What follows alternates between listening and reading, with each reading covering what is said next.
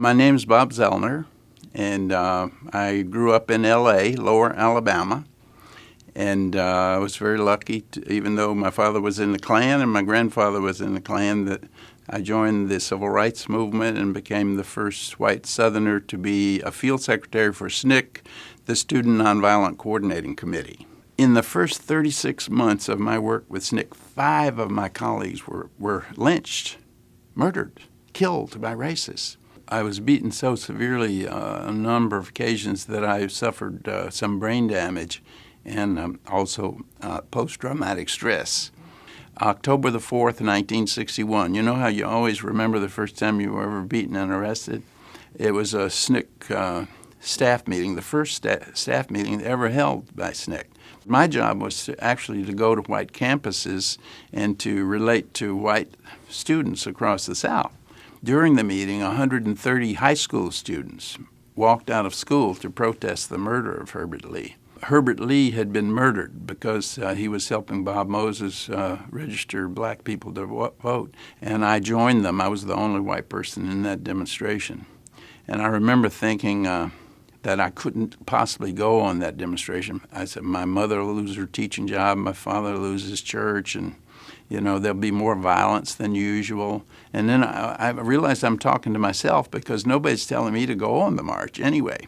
But the decision I had to make was, am I going to be a part of this or not? So I did. And the violence was so awful. They had hangman's ropes, and they stopped us at the city hall. And they began to arrest the students, and a small group of Klansmen surrounded me and began to hit me. And then a huge mob formed in the street with bricks and pipes and baseball bats, and they kept shouting, "Bring him here, we'll kill him." And they started carrying me into the street, and I held on. I grabbed onto the rail that was down the city hall steps. And luckily, I was in good shape, and I was highly motivated. Now, I know that if they pull me loose from this rail, I will die. So they would pull, and when they pulled, I would hold on, and when they came back, I would actually move up the rail. And they got so frustrated that one person from behind me came over the back of my head and he started reaching into my eyeball to try to get a hold of my eyeball. And he would work it out so he almost had it. So he was going to blind me,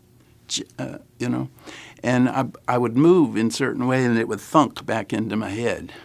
A white Southerner was not supposed to step out of line because we were supposed to accept segregation and accept it happily. But if you didn't, you could lose your sight, or you could lose your life.